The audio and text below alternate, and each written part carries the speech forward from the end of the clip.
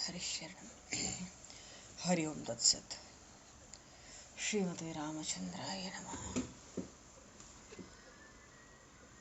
नमः परमहंसाय स्वादितचरणकमलचिन्मकरन्दाय भक्तजनमानसनिवासाय श्रीरामचन्द्राय नमः। वंशीविभूषितकरान्नवनीरदाभात् पीताम्बराधरुणबिम्बफलाधरोष्ठात् पूर्णेन्दुसुन्दरमुखादरविन्दनेत्रात् कृष्णात् परं किमपि तत्त्वमहं न जाने। वसुदेवसुतं देवं कंसचारूढमर्दनं देवकी परमानन्दं कृष्णं वन्दे जगद्गुरुं। गङ्गातरङ्गरमणीय जटाकलापं गौरीनिरन्तरविभूषत वामभागं नारायणप्रियं अनङ्गमदापहारं वाराणसीपुरपतं भज विश्वनाथं। प्रह्लादनारदपराशरपुण्डरीक व्यासि अम्बरीशशुकशौनकभीष्मदालभ्यान् रुक्माङ्गद अर्जुन वसिष्ठविभीषणादीन् एतानहं परं भागवतान् नमाम्यहम्। भक्त भक्ति भगवंत गुरु चतुर्नाम वपुए तिनके पद वंदन किए नाशहि विघ्न अनेक। बंदहु गुरुपद गंज कृपा सिंधु नररूप हर महामोह तम पुंज जासु वचन रवि कर।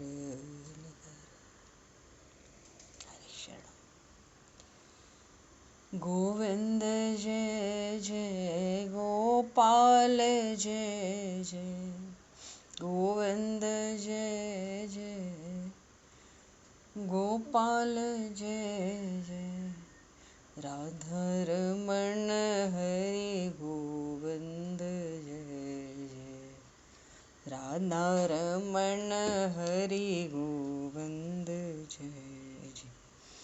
श्री राम जय जय ऋषिकेश जय जय श्री राम जय जय ऋषिकेश जय सीतारमण राम रघुनाथ जय जय सीतारमण राम रघुनाथ जय जय। गोविंद जय जय गोपाल जय जय राधारमण हरि गोविंद जय जय। श्री राम जय जय ऋषिकेश जय जय सीतारमण राम रघुनाथ जय जय राधारमण हरि गोविंद जय जय सीतारमण राम रघुनाथ जय जय। बोले श्याम रामचंद्र भगवान की जय। समूह राम दरबार की जय। श्री राधे कृष्णचंद्र भगवान की जय। श्री भागे बहरलाल की जय। श्री वृंदावन प्रेम धाम की जय। श्री पंडरीनाथ भगवान की जय। सब संतन की जय, सब भक्तन की जय, समस्त वैष्णवन की जय, समस्त पूर्वाचार्य चरणन की जय, समस्त संप्रदाचार्यन की जय। श्री सद्गुरुदेव भगवान की जय।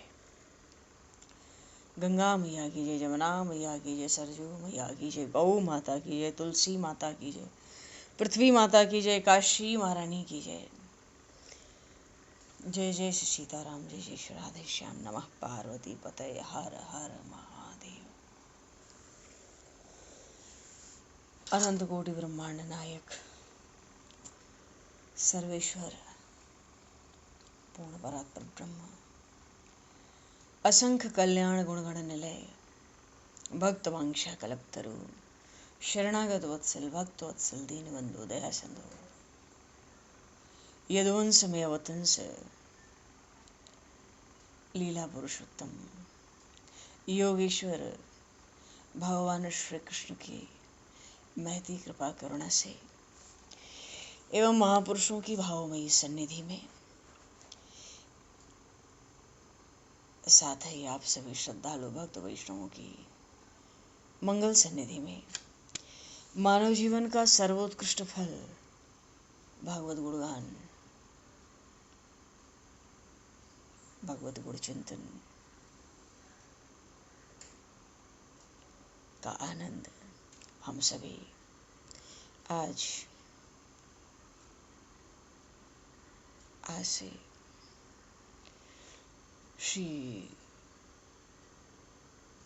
श्रीमद् भगवद गीता के चिंतन के माध्यम से प्राप्त करने जा रहे हैं। सर्वप्रथम आप सभी भक्तजनों के श्री चरणों में भगवद भाव से सादर वंदन, सादर नमन। आप सभी को यथा योग्य जय श्री राम, जय जय श्री राधे, हरि शरणम, जय श्री जय हो।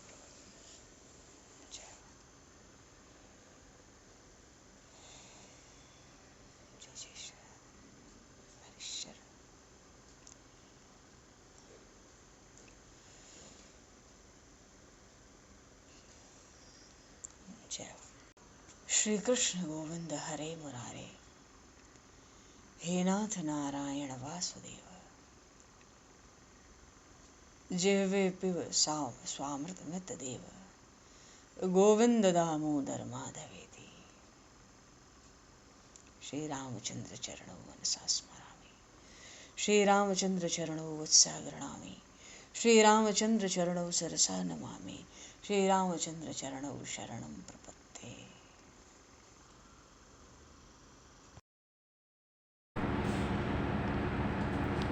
पूर्व प्रसंग में श्रीमद् भगवद गीता जी का 5वां अध्याय विश्राम पर है, अब आ रहा है।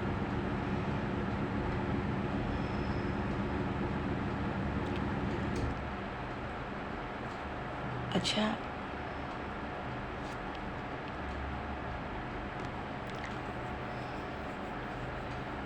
भगवान ने इस कर्म संन्यास योग में कर्म संन्यास के खूब लक्षण बता दिए सन्यासी के। विद्या विनय संपन्ने ब्राह्मणे गविहस्तिनि, शून्य चैव स्वपाके च पंडिता समदर्शिन। तो जो कर्मों से संन्यास ले चुके हैं, जो ज्ञानी हैं, सन्यासी हैं, वो तो भाई मच्छर हो, हाथी हो, चांडाल हो, ब्राह्मण हो, अपना पराया कुछ नहीं। जहाँ तक दृष्टि जाती है उस ब्रह्म तत्व का ही अनुभव। तो समदृष्टि का रहस्य ही है सर्वत्र सदा समभाव से रहने वाला जो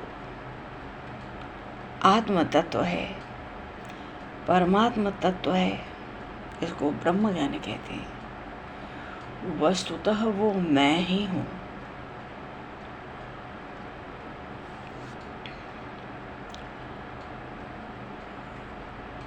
एक महापुरुष थे, वो कहते थे, जब भी तुम्हें परमात्मा के दर्शन की इच्छा हो, अपने सामने आईना रखकर खड़े हो जाओ। एक भगवत प्राप्त संत से किसी सज्जन ने पूछा, महाराज क्या हमें भी कभी भगवान के दर्शन हो सकते हैं? इतना सुनते ही वो हंसने लगे और कहने लगे, ईश्वर तो हंस रहा है पर आप समझ नहीं पाते, आप देख नहीं पाते। तो समदृष्टि का रहस्य ही है कि सर्वत्र सदा समभाव से रहने वाला जो ब्रह्म है, जो परमात्मा तत्व है, वो मैं ही हूँ। क्योंकि आत्मा में तो कहीं किसी का किसी से कोई भेद है ही नहीं। मानो इस अध्याय में कर्म संन्यास में भगवान ने कर्म योग की तो श्रेष्ठता बताई, कि कर्म संन्यास से निष्काम कर्म योग कहीं श्रेष्ठ है, क्योंकि वो सुगम है, वो सहज है, वो सरल है।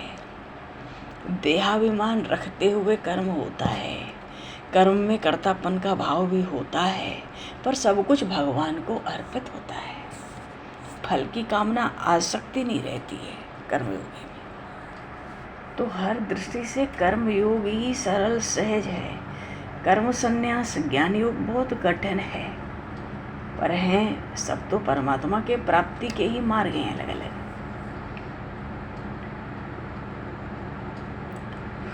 तो महापुरुष कौन, आत्मज्ञानी कौन, सन्यासी कौन? जिसका मन सब स्थानों में और सब जीवों में निरंतर समभाव से विचरण करता रहता है। अब कोई काम कुछ बढ़िया हो जाए, कुछ बुरा हो जाए, उस आत्मज्ञानी, उस सन्यासी के भीतर कोई विकार नहीं आता इससे। तत्वतः उसकी समदृष्टि है और वो फिर तो प्रत्यक्ष ही ब्रह्म स्वरूप हो ही जाता है। तो उसका जो अंतरंग होगा, अंतःकरण, वो तो एक स्वाभाविक असीम आनंद से परिपूर्ण, इसलिए वो सदा ही बहुत प्रसन्नचित्त दिखता है। भीतर इतना आनंद हो जाता है ज्ञानी को, वो बाहर पैर ही नहीं रखता। अब जिसको आत्म सुख प्राप्त हो जाए, ब्रह्म सुख हो जाए,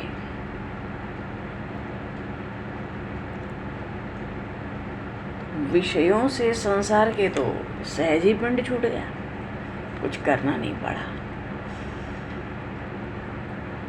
लेकिन जो संसार में सुख पाते हैं, मानो जो आत्म सुख के विषय में दरिद्र हैं, वो ही तो संसार में सुख मानेंगे विषयों में।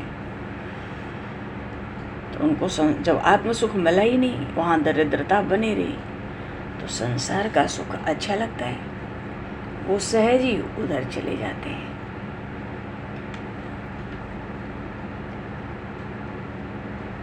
और देखा जाए तो विषयों में कोई सुख है ही नहीं। अब जिसको आकाश की छत मिल जाए और कोई कहे भाई आकाश की छत है और उस छत की छाया से ही वायु है, वर्षा है, गर्मी है, सब है, पर उस आकाश की छाया, छत से और उसकी छाया से इनसे बच थोड़ी जाएंगे हम बातों से। फिर इतने पक्के 3-3, 4-4 मंजिले मकान क्यों बनते हैं? भाव है कि जो विषय है संसार का सुख, उसके लिए सुख शब्द का प्रयोग ही अर्थहीन है। अब पाप ग्रह होता है मंगल, भौम, पर उसका नाम क्या है? मंगल। मंगल तो करता नहीं है, पापक ग्रह है। अब जहर का प्याज हो, उसको मीठा कहा जाए। अब मृग जल को भ्रम से हम जल कहते हैं, अरे जल है तो नहीं, विषय में कोई सुख नहीं है।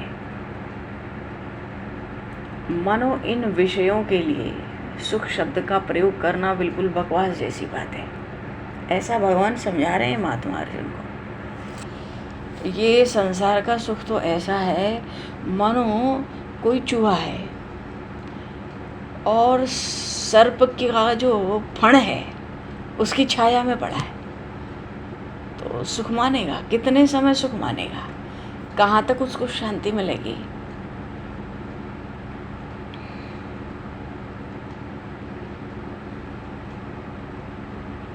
मछली को पकड़ने के लिए बंसी में मांस का टुकड़ा या आटा लगा देते हैं, तो वो मछली को प्रलोभन देने के लिए करते हैं ना, लोभ हो जाए उसको। तो वो लोभ, वो सुख मछली को कब तक होता है? जब तक मछली उसको पकड़ती नहीं है, जहाँ पकड़ेगी गई। ऐसे ही विषय सुख हैं, दूर से प्रभु ने बनाए बहुत बढ़िया, पर अपने लिए नहीं है। अंदर से, बाहर से तो खिले हुए फूल जैसे बढ़िया लगते हैं, पर भीतर घात करने वाले होते हैं।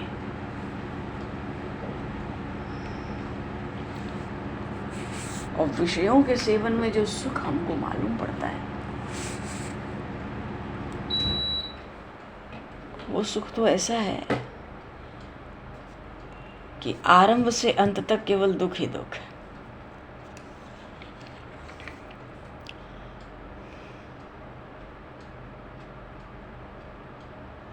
अब कोई पीप के एक कीचड़ में कीड़े हों तो क्या उसको उस गंदगी से घृणा होती है?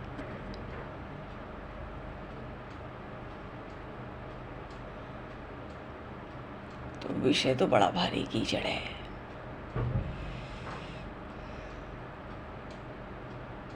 और विषयों में कहीं आसक्ति हो जाती है तो बड़ी दुखदायी योनियां मिलती हैं। रत्ती भर विश्राम मिलता नहीं, गर्भावास के भयंकर कष्ट और झेलने पड़ते हैं। तो विषयों में आसक्त जीव विषयों का ही त्याग करते हैं, नहीं तो महादोषों का कहाँ ठिकाना है। झूठे सुख के चक्कर में पड़े हुए लोग विषय के दुख को ही स्वीकार कर रहे हैं। इसलिए विषय बहुत बुरे हैं। भगवान तो कहते हैं इतने बुरे विषयों के मार्ग पर भी पैर न रखो। तो जो विरक्त होते हैं, जो आत्मज्ञानी महात्मा हैं, वो इन विषयों के मार्ग पर पैर नहीं रखते, इन विषयों को विष समझकर छोड़ देते हैं।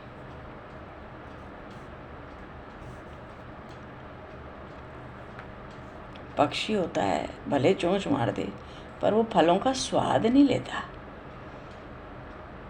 तो जो आत्मज्ञानी होते हैं उनके भी प्रारब्ध से सुख दुख आते हैं, पर जो सुख आते हैं ना उसका वो स्वाद नहीं लेते। क्यों? वहाँ द्वैत का नाम ही मिटा हुआ है। महापुरुषों का तो बड़ा लक्षण भगवान ने बताया। लभन्ते ब्रह्म निर्वाणम श्रेयः क्षीण कल्मषाः छिन्न द्वैतबधा यतात्मानः सर्वभूत हिते रताः। महापुरुषों का लक्षण बताया भगवान ने यहाँ पर, सर्वभूत हिते रताः।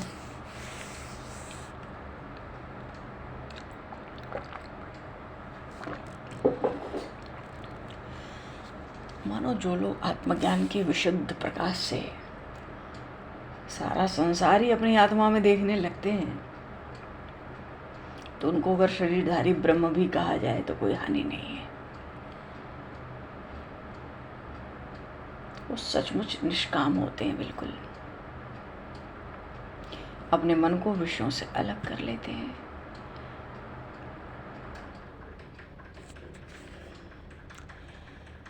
तो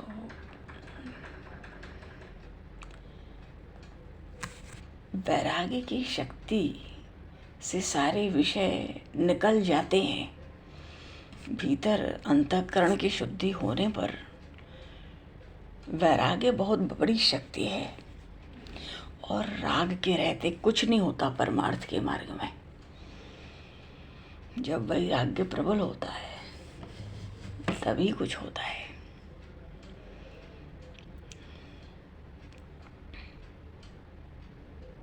जब वैराग्य ज़्यादा होता है, विषय बाहर निकाल दिए। विषय का अर्थ है उसके प्रति जो आसक्ति है कि हमें संसार का सुख मिले, और शरीर में मन की वृत्तियों को फिर एकाग्र कर लेते हैं। मन में ही तो संसार है, वो मन विदीर्ण हो जाता है। अब कोई जलाशय है, किसी की छाया पड़ रही है। अब जलाशय का जल यदि सूख जाए,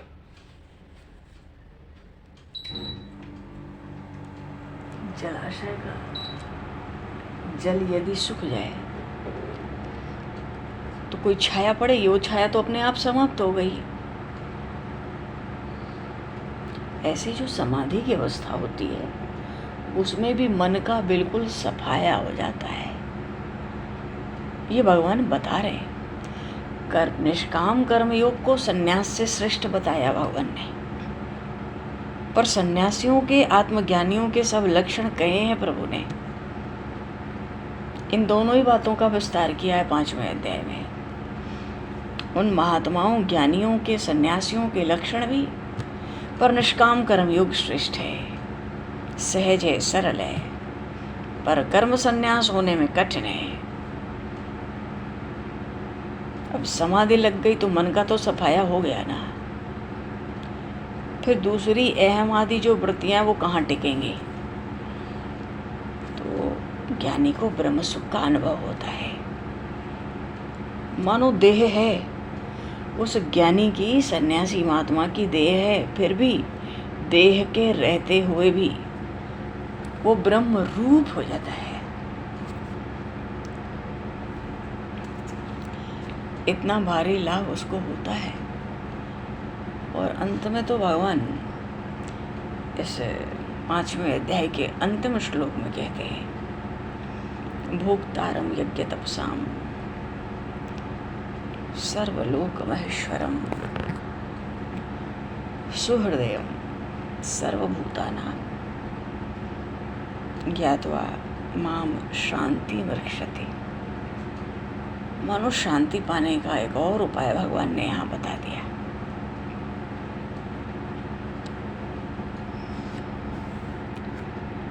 सारे यज्ञ और तपों को भगवान कहते हैं भोगने वाला मैं हूँ। मानो तुम अपने कर्म समर्पित मुझे करो चाहे ना भी करो, वो भी मेरे पास ही आते हैं।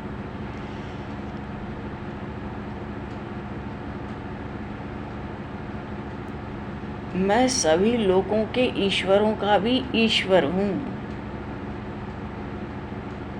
मानो जो योग मार्ग में है, यम नियम, बड़े बड़े योग साधन करके दुर्गम कठिन पहाड़ों पर चढ़ते हैं। योग का अभ्यास वो तो एक समंदर की तरह ही है, पार करके इस अवस्था को प्राप्त करते हैं आत्मज्ञान की। स्वयं को शांति मूर्ति बना लेते हैं।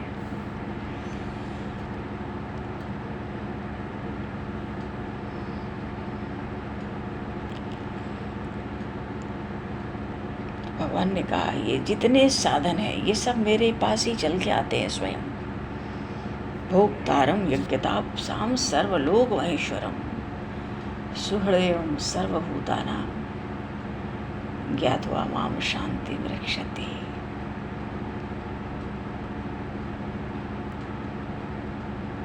जब भगवान सब लोगों के ईश्वर के भी ईश्वर हैं, ये बात अपने मुख से पर ब्रह्म परमेश्वर श्री कृष्ण, वो योगेश्वर श्री कृष्ण कह रहे हैं, हे अर्जुन मैं सभी लोगों के ईश्वरों का भी ईश्वर हूँ। अरे इस समय भगवान की जो कृपा दृष्टि होगी वो तो करुण रस की बरसात होगी। वो तो ऐसा स्नेह प्रकट हुआ होगा, कोई नया ही स्नेह, मानो उसने अपनी ही सृष्टि कर ली होगी। नहीं तो भगवान संपूर्ण जीवन काल में, अवतार काल में कहाँ इतना स्पष्ट कुछ कहते हैं, पर यहाँ भगवान कह रहे हैं सर्वलोक महेश्वर, मैं सभी लोगों के ईश्वरों का भी ईश्वर हूँ।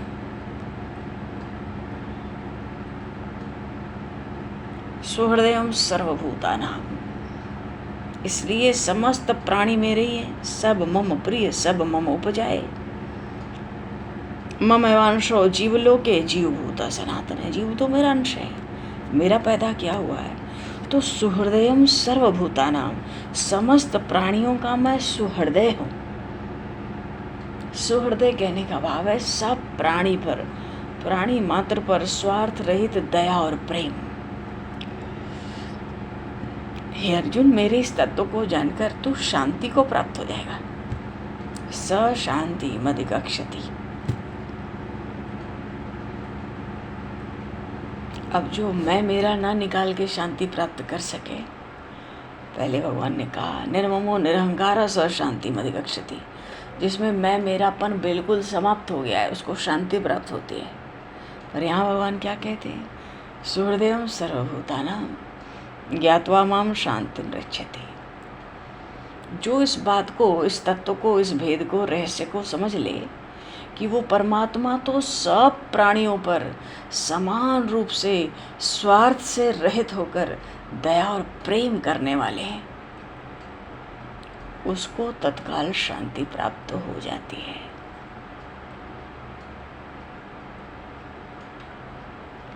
अरे ये ईश्वर ऐसे हैं, कर्तुम अकर्तुम अन्यथा कर्तुम समर्थः स ईश्वरः। ईश्वर को कहने में ये बात आई। तो जो ईश्वर स्वयं ही अपना संपूर्ण वर्णन नहीं कर सकता, फिर वो किसकी बुद्धि में समा सकता है? राम न सकहि नाम गुण गाई। परमात्मा अपने नाम और गुणों की महिमा को खुद गा के उसका अंत नहीं कर सकता। क्यों? उसका अंत है नहीं। तो जिस वस्तु का अंत नहीं है, परमात्मा भी उसका अंत करके दिखा दें तो उसमें बड़प्पन नहीं है। तो जब भगवान भी अपने गुणों को नहीं गा पा रहे हैं, महिमा को, वो किसकी बुद्धि में समा सकता है? अब प्रभु तो इतने ही चाहते हैं कि भाई अर्जुन, जिस तरह से ये बात तुम्हारे हृदय में समाहित हो जाए, तुम उसको वैसे ही स्वीकार करो। भगवान ने बात तो सब कह दी कि कर्म योग बढ़िया है, तुम इसी का आश्रय लो।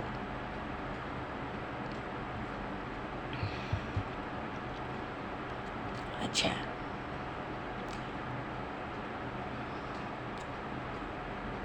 भगवान सर्वव्यापक है, ये बात बहुत दमदार है।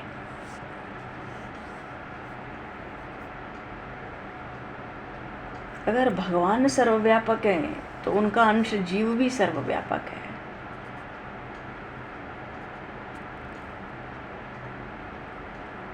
मैं सब जगह हूँ, जैसे परमात्मा सब जगह है, मैं भी सब जगह हूँ। तो जो सर्वव्यापक है वो एक शरीर में कैसे रह सकता है? निश्चित बात है, मैं शरीर नहीं हूँ।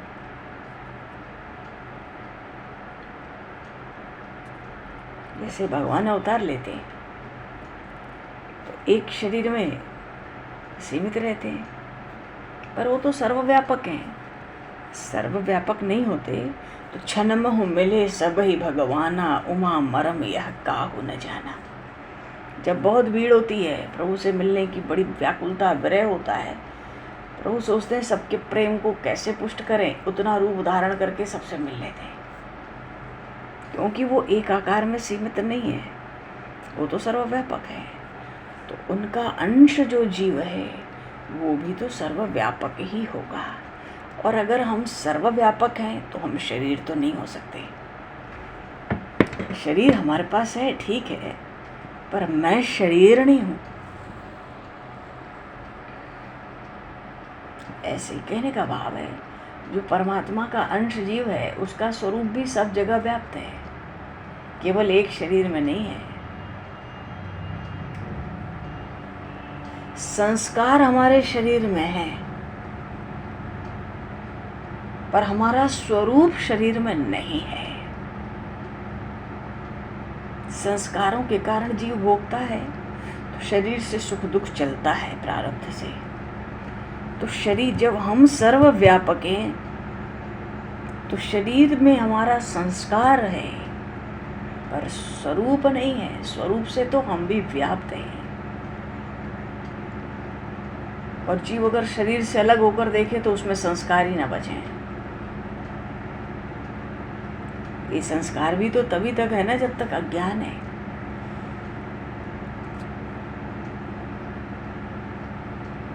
क्योंकि जो संस्कार है वो तो असत का है, उसकी सत्ता तो है नहीं, तो सब कुछ असत ही है। मानो मन में कोई बात आवे, ये प्रभु ज्ञान दे रहे हैं सन्यासियों को, और सन्यासियों को जीव मात्र को बता रहे हैं तुम्हारा ये स्वरूप है। मन में कोई बात आवे, अपने आप को सब जगह अनुभव करो, तो शरीर का संस्कार बड़ी सरलता से दूर हो जाएगा। क्योंकि शरीर के साथ एकता तो संसार की है, हमारी एकता परमात्मा के साथ है। तो जो संसार से सुख चाहता है उसका शरीर में मैंपन और दृढ़ होता चला जाता है, क्योंकि सुख का भोग तो एक शरीर में होता है।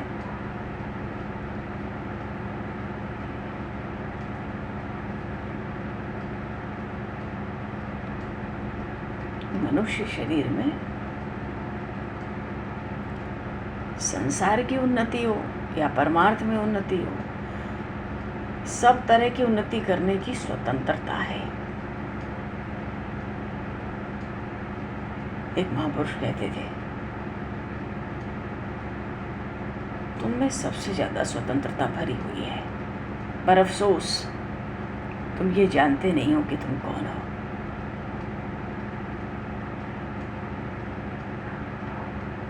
मनुष्य का शरीर नरक, स्वर्ग, अपवर्ग, निसेनी, ज्ञान, विराग, भगत, शुभ देनी, रामचरितमानस में आया। तो जो जैसी उन्नति करना चाहता है, मनुष्य शरीर उसके योग्य है। संसार में सुख लो, मरो, फिर भी उन्नति तो कर ही रहा है जीव अपने हिसाब से, चाहे परमार्थ में उन्नति करो, वो स्वतंत्र है। तो मनुष्य शरीर में ये योग्यता मिली हुई है कि ये स्वर्ग है, ये नरक है। वो स्वर्ग नरक में जा सकता है, ज्ञान, वैराग्य, मुक्ति और भगवान के चरणों की श्रेष्ठ भक्ति भी प्राप्त कर सकता है। लेकिन ज्ञान, वैराग्य, मुक्ति, भक्ति, इनकी प्राप्ति में सत्संग ही प्रधान होता है, क्योंकि सत्संग के द्वारा सद्विचार पैदा होते हैं और शास्त्र भी ठीक समझ में आने लगते हैं।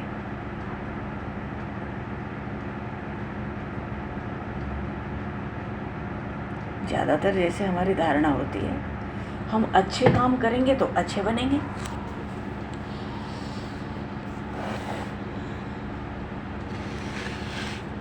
पर ये बात बहुत ठीक नहीं है। बहुत ठीक बात यह है कि हम बुराई छोड़ देंगे तो अच्छाई स्वतः हमारे अंदर पैदा हो जाएगी।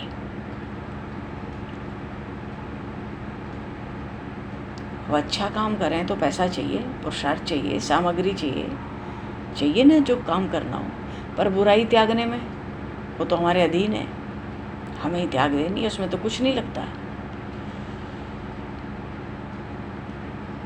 हम किसी की निंदा ना करें, किसी का तिरस्कार ना करें, चोरी ना करें, हिंसा ना करें, तो इसमें कोई परिश्रम तो नहीं है, साधन सुगम है, पर अपने अंदर तो बात आनी चाहिए।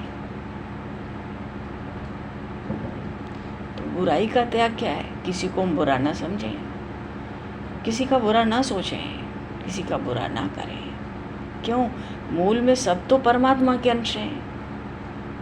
अगर बुराई है तो आई हुई दिखती है, टिकने वाली भी नहीं है, क्योंकि मूल में सब परमात्मा का अंश है। जब परमात्मा की सब पर समान दया है, समान प्रेम है, वो भी स्वार्थ से रहित होकर, तो हम कौन है किसी के साथ बुरा करने वाले, किसी के लिए बुरा सोचने वाले।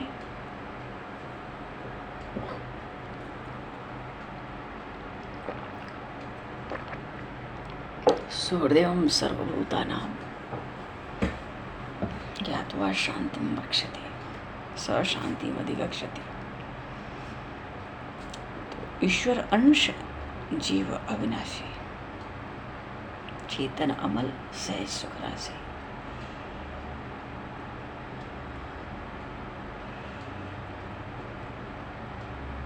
बुराई का त्याग करते हैं तो भलाई अपने आप प्रकट होती है। अच्छा, भलाई करो, अच्छा काम, तो उसका अभिमान आ सकता है, पर हम बुराई को त्याग दें तो अभिमान भी नहीं होता कि हमने बुराई त्यागी। एक संत कहते थे, किसी ने कुछ प्रश्न किया तो प्रश्न का उत्तर देने से पहले कहते हैं, महाराज ये बात बताओ। वो महापुरुष कहते हैं, सब बता सकता हूँ, बस यही नहीं बता सकता कि क्या क्या पाप किया हूँ। खाते हैं पान को तो बता देती है ना, पान खाते ही बता देती है। मानो जो बुराई का त्याग है उसमें अभिमान नहीं होता, हमें नहीं हो सकता, पर बढ़िया बढ़िया भलाई का काम करेंगे तो अभिमान भी होगा और नरक में ले जाएगा।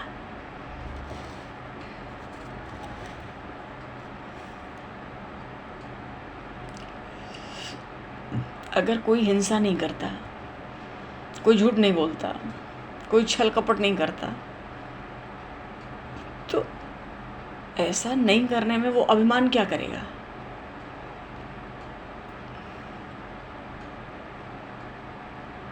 जैसे भगवान के चिंतन से सद्गुण सदाचार आते हैं, वैसे ही बुराई के चिंतन से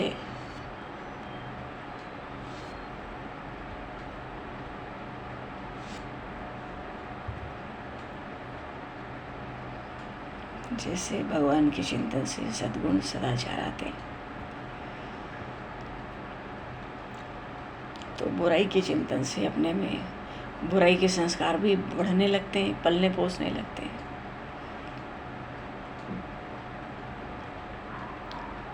भगवान ने 5वें अध्याय में तत्व ज्ञान की बात की।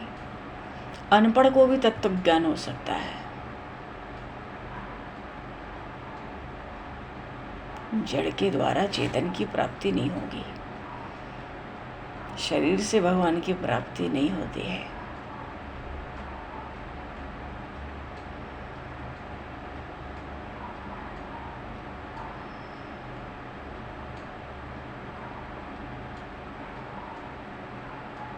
मनुष्य मात्र को परमात्मा की प्राप्ति का अधिकार है। इसलिए जो अनपढ़ है, एक अक्षर भी नहीं जानता, उसको भी तत्व ज्ञान हो सकता है, उसको भी परमात्मा की प्राप्ति हो सकती है। कारण क्या है? स्वरूप से सब परमात्मा के ही अंश हैं, लेकिन हमारा आकर्षण संसार की तरफ है ना, संसार का सुख, उसको इकट्ठा करना, उसमें लगे रहना। तो उस स्वरूप का भगवान कहते हैं जीव को अनुभव नहीं होता।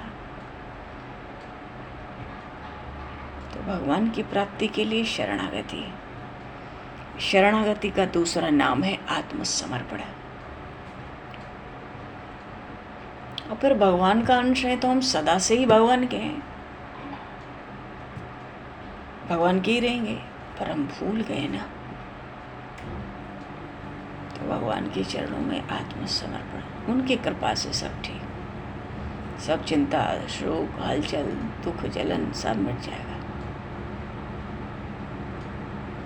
जैसे कोई भूला हुआ आदमी शाम को घर आ गया, दिन भर रोटी भी नहीं मिली थी, भोजन भी नहीं किया, पर घर पहुंच के संतोष होता है, घर आ गए, धीरे धीरे रोटी भी बन जाएगी, भोजन भी कर लेंगे, आराम भी कर लेंगे। इस तरह भगवान की शरण होने से मन की हलचल मिट जाती है। क्यों? अपने असली घर पर आ गए। संसार तो मुसाफिर खाना है, घर तो है नहीं। मुसाफिरी में बढ़िया से बढ़िया चीज मिले तो भी तो मुसाफिरी ही है।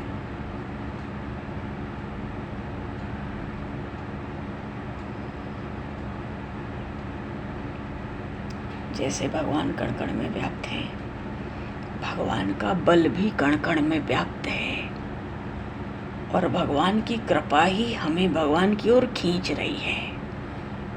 काम करते हैं, प्रभु को भूल जाते हैं। जहाँ प्रभु की याद आए समझ लो प्रभु की कृपा ने उधर बुलाया। प्रभु कह रहे अरे मैं भी हूँ, अब मुझे भी याद रखो।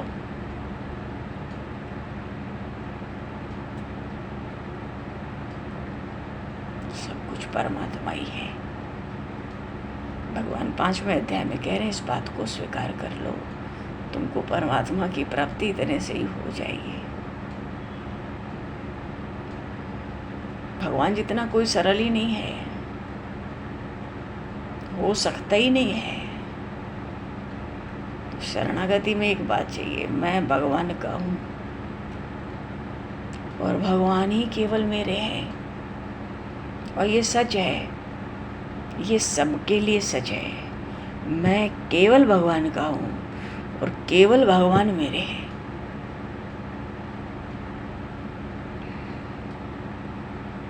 भगवान का निरंतर स्मरण सब साधनों का सार है। भगवान को याद करते ही सब अमंगल नष्ट हो जाते हैं। लाभ ही लाभ है, हानि तो है नहीं।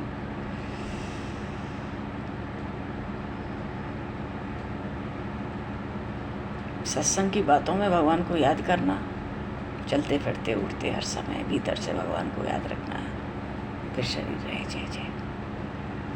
मनुष्य का शरीर बड़ा दुर्लभ है, दुर्लभ चीज प्राप्त हो गई है, हम उसकी कीमत समझ ही नहीं पाते।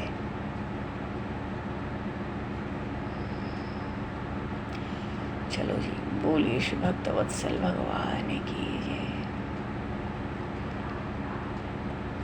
योगेश्वर भगवान श्री कृष्णचंद्र की जय। भक्तराज अर्जुन जी महाराज की जय। श्रीमद् भगवद गीता जी की जय। आगे आत्म संयम योग है, 6ठा अध्याय। अब वहीं से हम लोग भगवत चिंतन आरंभ करेंगे। सब संतन की जय, सब भक्तन की जय। श्री सद्गुरुदेव भगवान की जय।